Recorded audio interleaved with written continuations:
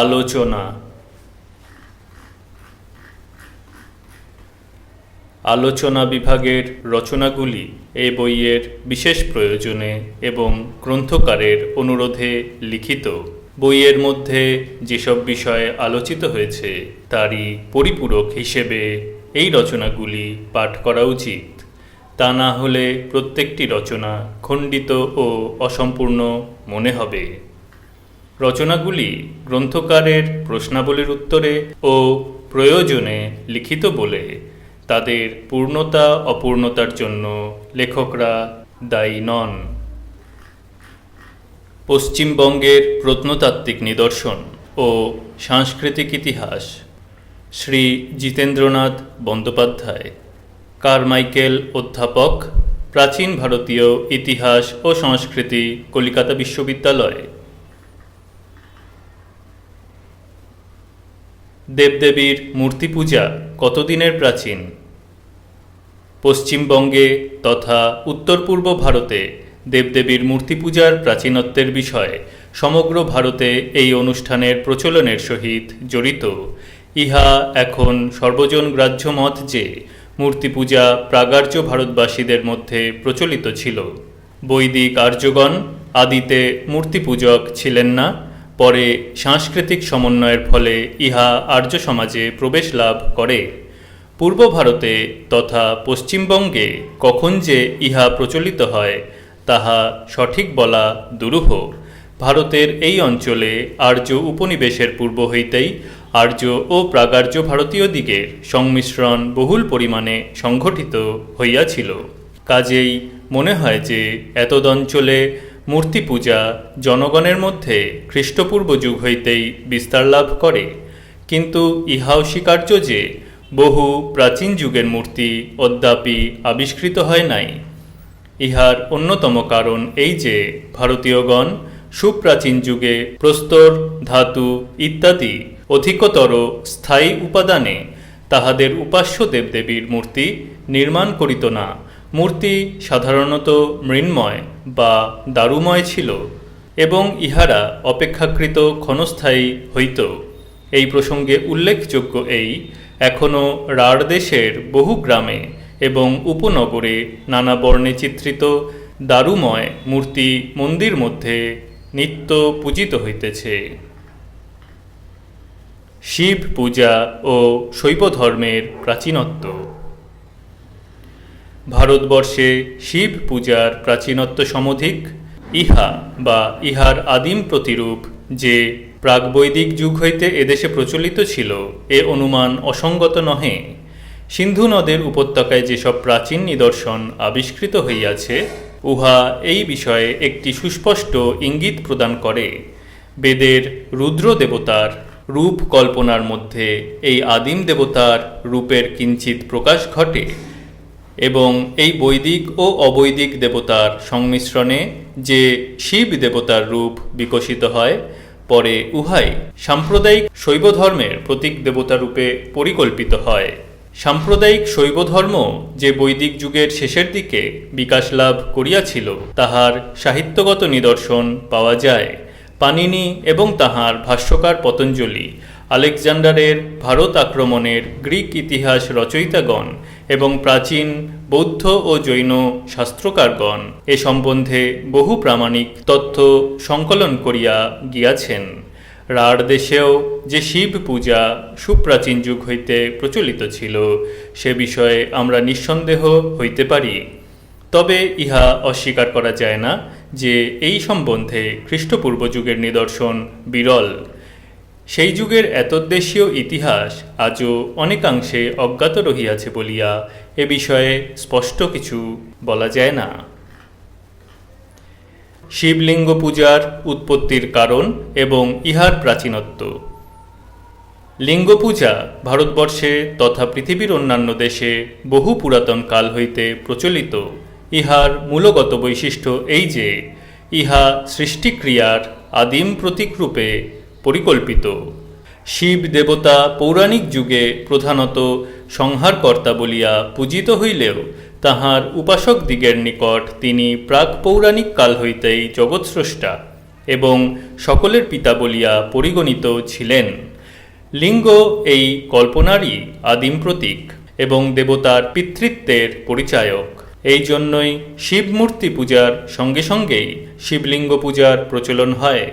এ বিষয়েও সিন্ধুনদ উপত্যকার প্রাকবৈদিক নিদর্শনগুলি সুস্পষ্ট ইঙ্গিত প্রদান করে। ঋগ্বেদে শিষ্ণদেব কথাটির উল্লেখ আছে। শিষ্ণদেবগণ বৈদিক ঋষিদের যুগুপ্সার পাত্র ছিল। অনেকে অনুমান করেন যে ইহারাই প্রাকবৈদিক লিঙ্গপূজক। ক্রমশ ভারতবাসীর মধ্যে, বিশেষ করিয়া সাম্প্রদায়িক শৈবদিগের মধ্যে শিবলিঙ্গ পূজার বহুল বিস্তৃতি ঘটে। প্রধান এবং অপ্রধান শিব মন্দিরের গর্ভগৃহে শিবলিঙ্গই পূজার প্রধান প্রতীকরূপে প্রতিষ্ঠিত হইতে থাকে।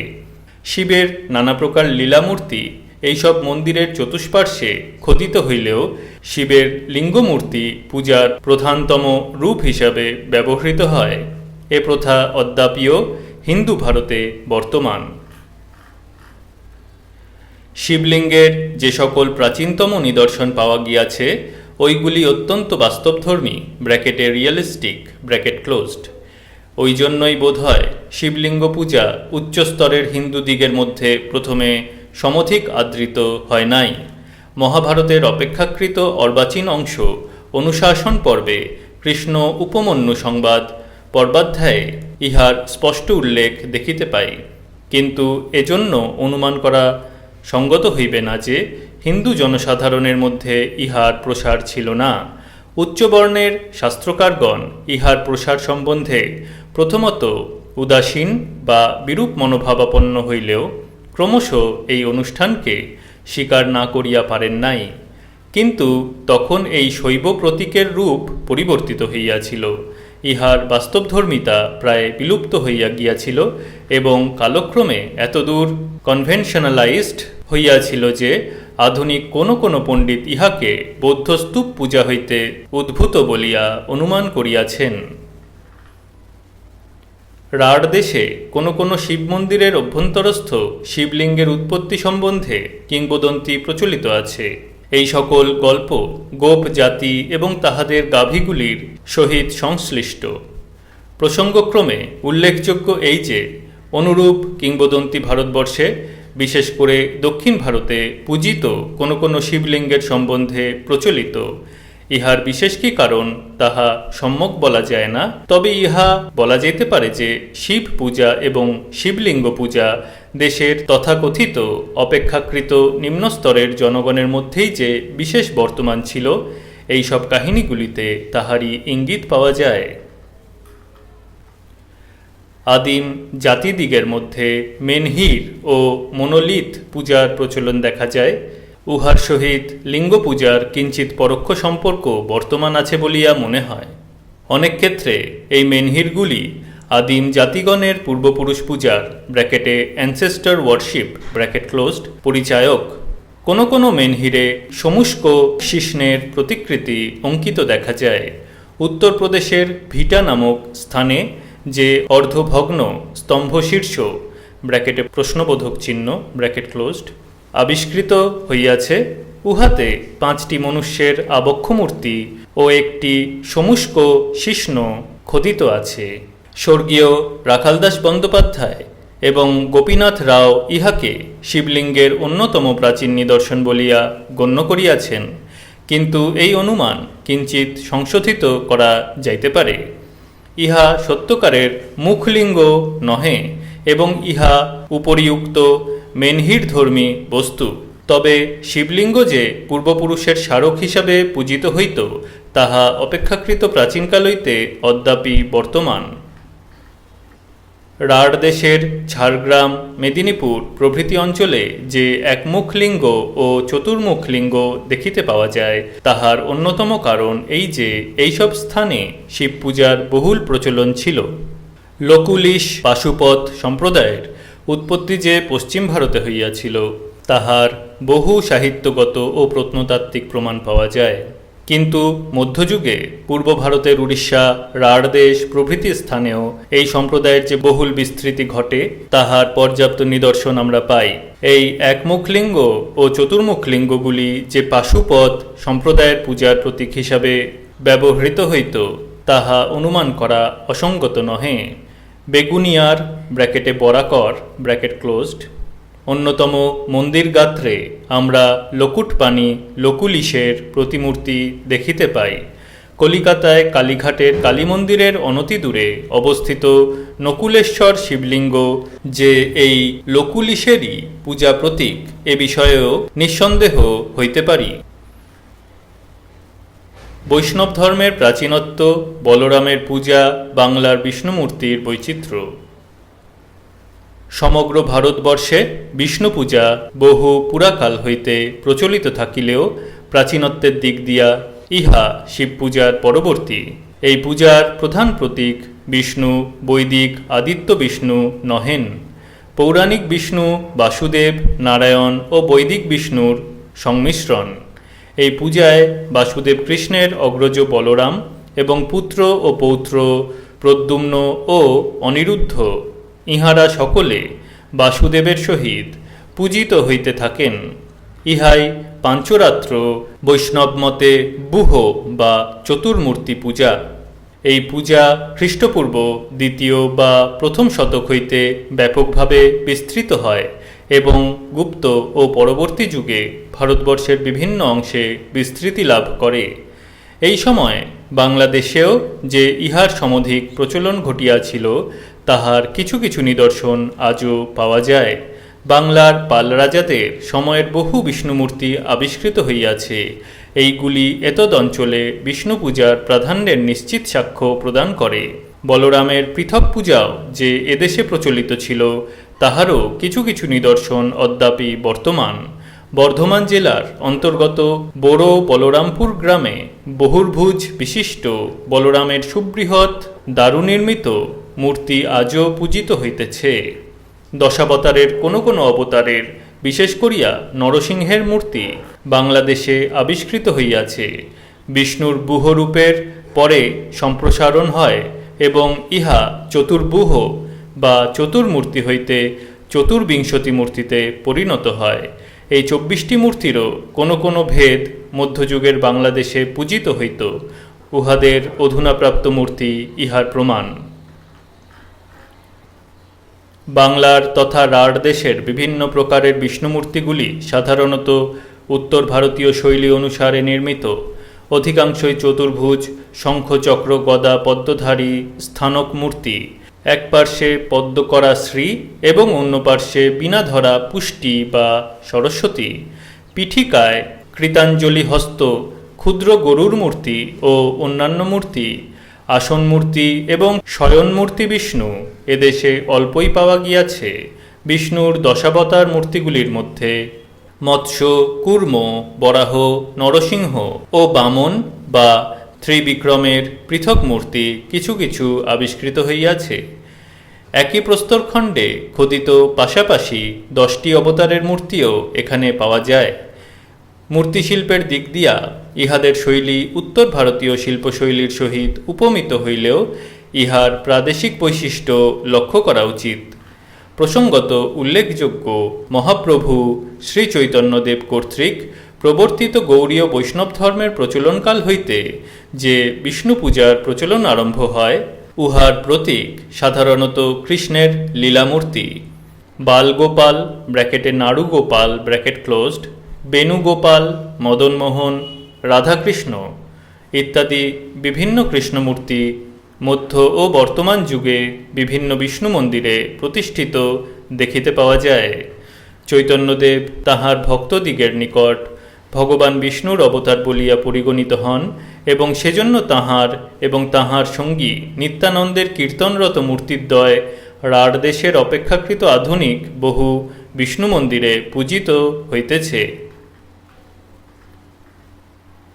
তন্ত্রের তাৎপর্য। তন্ত্র শব্দটি অপেক্ষাকৃত আধুনিক যুগের একটি বিশেষ সাম্প্রদায়িক ধর্মমতের সহিত সংশ্লিষ্ট হইলেও আদিতে ইহার একাধিক তাৎপর্য ছিল। ইহা যে কেবল শক্তি পূজার বিশেষ রূপের সহিত জড়িত ছিল তাহা নহে, অন্যান্য ধর্ম সম্প্রদায়ের দ্বারা আচরিত সুনির্দিষ্ট বিধিগুলিও তান্ত্রিক পর্যায়ভুক্ত ছিল। শক্তি পূজার সহিত ইহার ঘনিষ্ঠ সম্পর্ক যথেষ্ট প্রাচীন হইলেও পাঞ্চরাত্র ভাগবত ধর্মমতের ব্যাখ্যান সম্পন্ন কোনো কোনো গ্রন্থ তন্ত্র নামে অভিহিত হইয়াছে ব্র্যাকেটে পাদ্যতন্ত্র এইরূপ একটি অপেক্ষাকৃত প্রামাণিক প্রাচীন গ্রন্থ ব্র্যাকেট ক্লোজড। সাধারণত তন্ত্র শব্দের ব্যুৎপত্তিগত অর্থ সুনিয়ন্ত্রিত প্রণালীবদ্ধ ধর্মানুষ্ঠানিক বিধিনিষেধাদির অভিব্যঞ্জনা। শক্তি পূজার আচার অনুষ্ঠানের এবং শক্তি উপাসকের ক্রিয়াকর্মাদির বিশেষ বিশেষ বিধির নির্দেশক প্রচলিত তান্ত্রিক গ্রন্থগুলির অধিকাংশই বেশি দিনের প্রাচীন নহে, কিন্তু প্রত্নতাত্ত্বিক নিদর্শন হইতে আমরা সুস্পষ্ট জানিতে পারি যে মাতৃকা পূজার সহিত তান্ত্রিক ক্রিয়াদির সম্পর্ক ঘনিষ্ঠ ছিল। গুপ্তরাজ প্রথম কুমারগুপ্তের সমকালীন গাংধার শিলালিপি হইতে আমরা জানিতে পারি যে মাতৃকা দেবীগুলির মন্দির ডাকিনী যোগিনী সম্বলিত বিশেষ বিশেষ তান্ত্রিক ক্রিয়ার সহযোগে ময়ূরাক্ষক নামক একজন শক্তি উপাসকের দ্বারা প্রতিষ্ঠিত হইয়াছিল। শক্তি পূজার প্রাচীনত্ব। ভারতবর্ষে শক্তি পূজা অতি প্রাচীনকাল হইতে প্রচলিত ছিল। এ বিষয়েও সিন্ধু উপত্যকার প্রাকবৈদিক কোনো কোনো নিদর্শন বিশেষ সাক্ষ্য প্রদান করে। ঋগ্বেদাদি গ্রন্থে উপাস্য দেবতাদের মধ্যে স্ত্রী দেবতার নাম অপেক্ষাকৃত স্বল্পসংখ্যক হইলেও ঋগ্বেদের দশম মণ্ডলে দেবী সূক্তে ব্র্যাকেটে 10/127 ব্র্যাকেট ক্লোজড আমরা বিশ্ব সৃষ্টির অন্তর্নিহিত শক্তির যে রূপকল্পনা দেখিতে পাই, উহার অনুরূপ পরবর্তী যুগের গ্রন্থাদিতে বিরল। শৈব বৈষ্ণবাদী ধর্মসম্প্রদায়ের পর্যায়ভুক্ত অন্যতম ধর্মসম্প্রদায় হিসাবে ইহার প্রাচীনত্ব খ্রিস্টপূর্ব যুগের বলিয়া নির্দিষ্ট হইতে পারে। কন্যা ও মাতা হিসাবে দেবীর পূজা বহু পূর্ব হইতেই যে এদেশে প্রচলিত ছিল, তাহার প্রমাণ সাহিত্য এবং প্রত্নতাত্ত্বিক নিদর্শন হইতে পাওয়া যায়। খ্রিস্টীয় প্রথম শতকে দক্ষিণ ভারতে আগমনকারী এক গ্রিক বণিকের রচিত গ্রন্থ ব্র্যাকেটে Periplus of the Erythraean Sea bracket closed হইতে আমরা জানিতে পারি যে কুমারিকা অন্তরীপের দেবী কন্যাকুমারী রূপে পূজিত হইতেন। বিখ্যাত চীন পরিব্রাজক হিউয়েন-সাং খ্রিস্টীয় সপ্তম শতকের প্রথম ভাগে গন্ধার ব্র্যাকেটে উত্তর পশ্চিম ভারতবর্ষ ব্র্যাকেট ক্লোজড পরিভ্রমণকালে তথায় প্রসিদ্ধ ভীমা দেবীর পূজাস্থানের উল্লেখ করিয়াছেন। মহাভারতের তীর্থযাত্রা পর্বাধ্যায়ে ব্র্যাকেটে বনপর্ব এই পবিত্র ভীমাস্থানের প্রসিদ্ধির উল্লেখ আছে। এইরূপ পশ্চিম পূর্ব এবং মধ্য ভারতে শক্তি পূজার প্রচলন সম্পর্কে নানাবিধ প্রমাণ সংগ্রহ করা যায়। পূর্ব ভারতে বিশেষ করিয়া মিথিলায় ও বাংলাদেশে শক্তি পূজার প্রচলন সমধিক পরিলক্ষিত হয়। এতদ্দেশে শিব পূজা ও বিষ্ণু পূজার সহিত শক্তি পূজা অবিচ্ছেদ্যভাবে জড়িত। শিবের সহিত দুর্গা বা কালী এবং বিষ্ণু কৃষ্ণের লক্ষ্মী বা রাধিকার পূজা কয়েক শতাব্দী ধরিয়া এদেশে প্রচলিত। পাল ও সেন যুগের বহু প্রস্তরময় হিন্দু এবং বৌদ্ধ দেবী মূর্তি বঙ্গদেশে শক্তি পূজার প্রাধান্যের সাক্ষ্যস্বরূপ। শারদীয়া দুর্গাপূজা মার্কণ্ডেয় মহাপুরাণের দেবী মাহাত্ম্যের ব্র্যাকেটে চণ্ডী ব্র্যাকেট ক্লোজড সহিত সম্পর্কিত হইলেও বাংলাদেশে ইহা একটি বিশিষ্ট রূপ পরিগ্রহ করিয়াছে। চৈতন্য পূর্বযুগ হইতেই মনে হয় এই বিশিষ্ট রূপকল্পনার সূচনা হইয়াছে। ইহাতে পূর্বেকার দেবী, দেবীর বাহন সিংহ এবং মহিষাসুর এই তিন মূর্তির সহিত আর চারিটি দেবতার মূর্তি সংযোজিত হয়। এই দেবতাগুলি হইলেন লক্ষ্মী, সরস্বতী, কার্তিক এবং গণেশ। পৌরাণিক আখ্যান অনুসারে শিব ও দুর্গার পুত্রকন্যাগণ। শ্রী শ্রী চণ্ডীতে সুরথ রাজা কর্তৃক দেবীর মহিময়ী মূর্তি পূজার উল্লেখ পাই। বাংলাদেশে এই বিশিষ্ট মৃন্ময়ী দেবী মূর্তির 4 দিন ব্যাপী পূজা এবং চতুর্থ দিনে বাদ্যভাণ্ড সহকারে নদী তরাগাদিতে উহা বিসর্জনের প্রথা প্রচলিত আছে।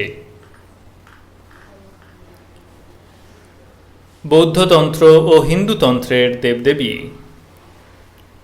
পূর্ব ভারতে তথা বাংলাদেশে কয়েক শতাব্দী পূর্বে তন্ত্রযান বৌদ্ধ ধর্মের এবং তান্ত্রিক হিন্দু ধর্মের বিশেষ সংমিশ্রণ ঘটে। বৌদ্ধ ধর্ম ক্রমশ মহাযান হইতে বজ্রযান প্রভৃতি তান্ত্রিক রূপ পরিগ্রহ করে এবং এই বিবর্তনে বহু ব্রাহ্মণ্য হিন্দু দেবদেবী বজ্রযান বৌদ্ধরূপে পরিবর্তিত হয়। অপরদিকে কোনো কোনো বৌদ্ধ দেবতা তান্ত্রিক হিন্দু দেবতার রূপ পরিগ্রহ করে। নিদর্শনস্বরূপ দু একটির উল্লেখ স্থলে অপ্রাসঙ্গিক হইবে না। বোধিসত্ত্ব অবলোকিতেশ্বর প্রধানত বিষ্ণুর রূপান্তর বলিয়া গৃহীত হইলেও ইহা সত্য যে তাহার কোনো কোনো মূর্তিভেদ তথা সিংহনাদ লোকেশ্বর, নীলকণ্ঠ, পদ্ম নর্তেশ্বর ইত্যাদি শিবের বিভিন্ন রূপ কল্পনা হইতে সঞ্জাত।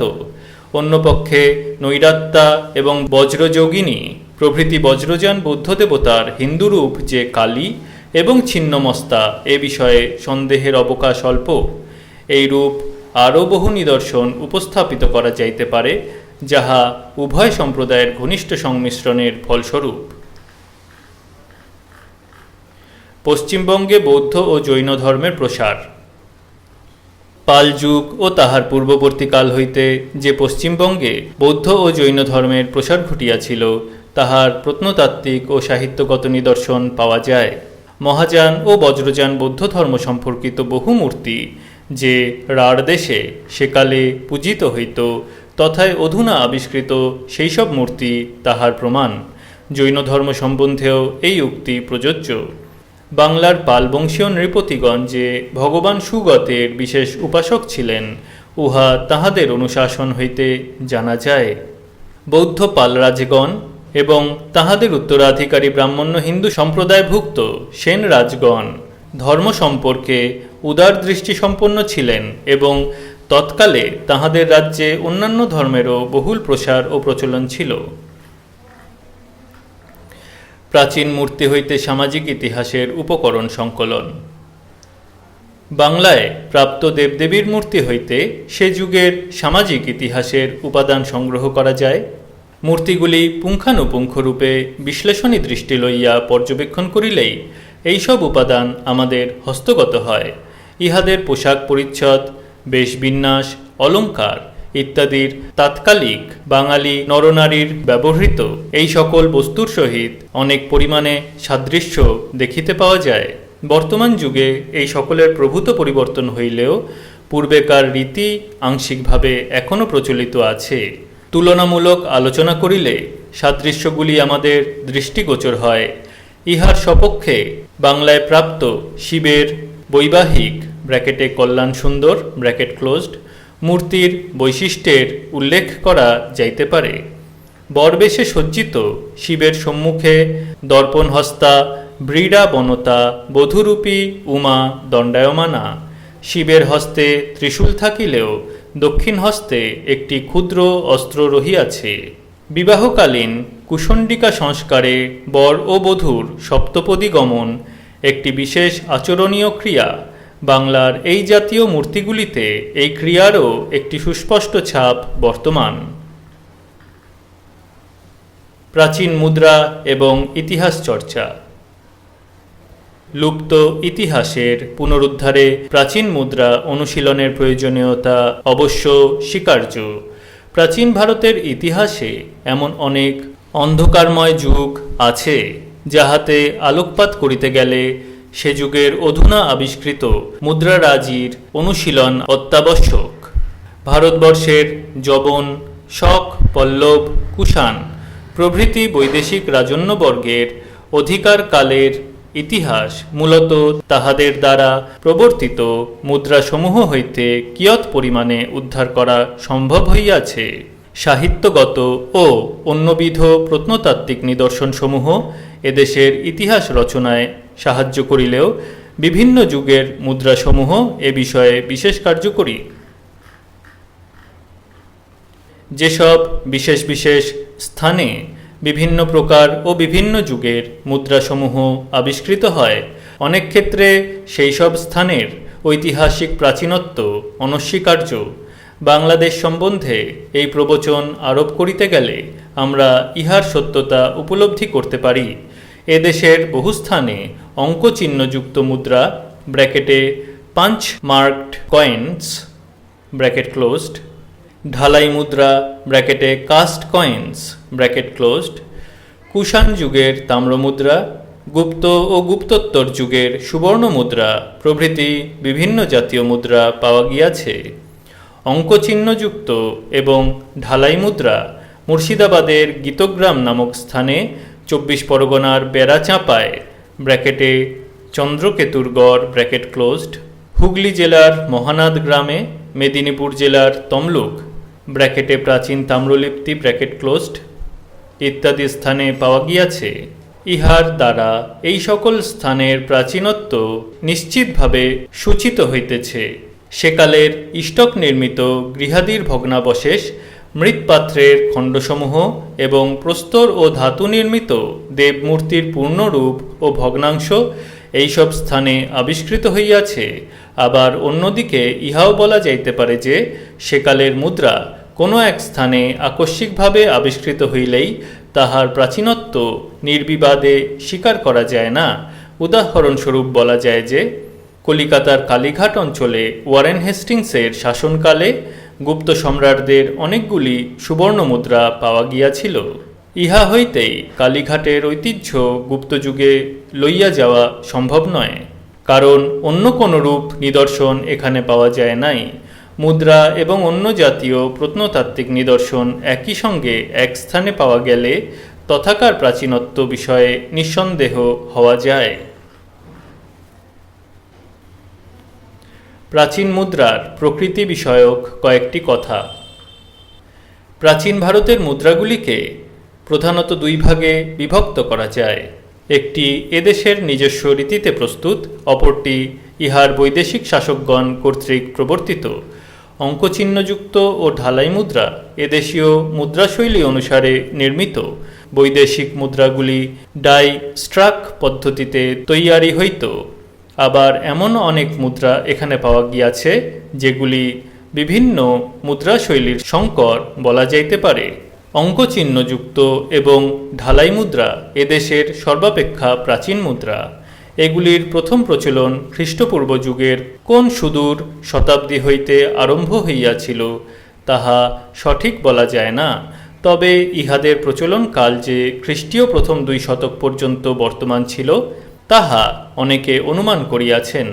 উত্তর ও উত্তর পশ্চিম ভারতে প্রথম বৈদেশিক রাজগণ ছিলেন হখামানসীয়, দরায়ুস প্রমুখ সম্রাটগণ।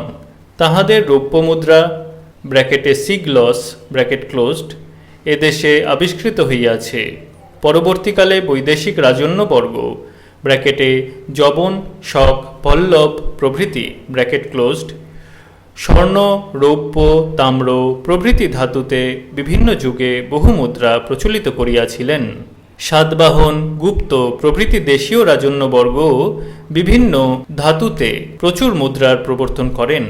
এইসব বিভিন্ন প্রকারের মুদ্রাগুলি পুঙ্খানুপুঙ্খরূপে আলোচনা করিলে আমরা ঐতিহাসিক ও সাংস্কৃতিক বহু তথ্য অবগত হইতে পারি।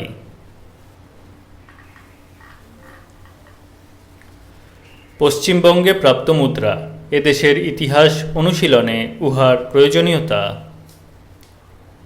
অঙ্কচিহ্নযুক্ত ও ঢালাই মুদ্রা পশ্চিমবঙ্গের কয়েকটি স্থানে পাওয়া গিয়াছে, একথা পূর্বেই বলা হইয়াছে। গুপ্তযুগের কয়েকটি সুবর্ণ মুদ্রা হুগলি জেলার মহানাদে পাওয়া গিয়াছে। এগুলি প্রথম কুমারগুপ্ত এবং স্কন্দগুপ্তের আমলের। হুগলি জেলার অন্য এক স্থানে ইহার পূর্বেকার মুদ্রাও পাওয়া গিয়াছে। ইহাতে সমুদ্রগুপ্তের নাম খোদিত। ইহা হইতে আমরা নিঃসন্দেহে অনুমান করিতে পারি যে এতদঞ্চল গুপ্ত সম্রাটগণের অধিকারে ছিল। অবশ্য ইহার অন্য প্রমাণও বর্তমান। অন্যদিকে আশ্চর্যের বিষয় এই যে মধ্যযুগীয় বাংলার পরাক্রান্ত পাল ও সেন নৃপতি বংশের কাহারও মুদ্রা এদেশে অদ্যাবধি আবিষ্কৃত হয় নাই। অবশ্য বিগ্রহপাল নামে এক নরপতির কয়েকটি রৌপ্য মুদ্রা ব্র্যাকেটে দ্রম্য ব্র্যাকেট ক্লোজড কোনো কোনো স্থানে পাওয়া গিয়াছে। কিন্তু এই বিগ্রহপাল গুর্জর প্রতিহার বংশীয় রাজাও হইতে পারেন। ধর্মপাল, দেবপাল, মহিপাল, রামপাল প্রভৃতি বিখ্যাত পাল রাজাদের কোনো মুদ্রা এখনও পর্যন্ত পাওয়া যায় নাই। সেন বংশীয় বল্লাল সেন ও লক্ষণ সেন সম্বন্ধেও এই উক্তি প্রযোজ্য। ইহার সঠিক কারণ নির্দেশ করা একরূপ অসম্ভব। মুদ্রা পৃষ্ঠস্থ চিহ্ন উহার প্রকৃতি।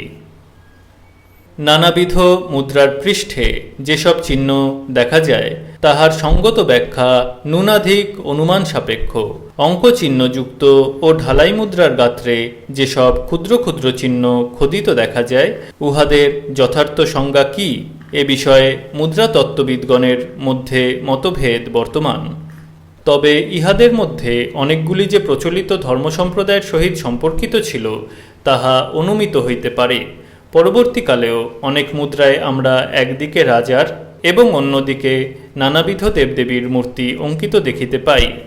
ভারতে যবনাধিকার কালের প্রথম দিকে যেসব মুদ্রা যবন রাজগণ কর্তৃক প্রচলিত হইয়াছিল ওইগুলিতে তাহাদের স্ব প্রতিকৃতি অঙ্কিত থাকিত।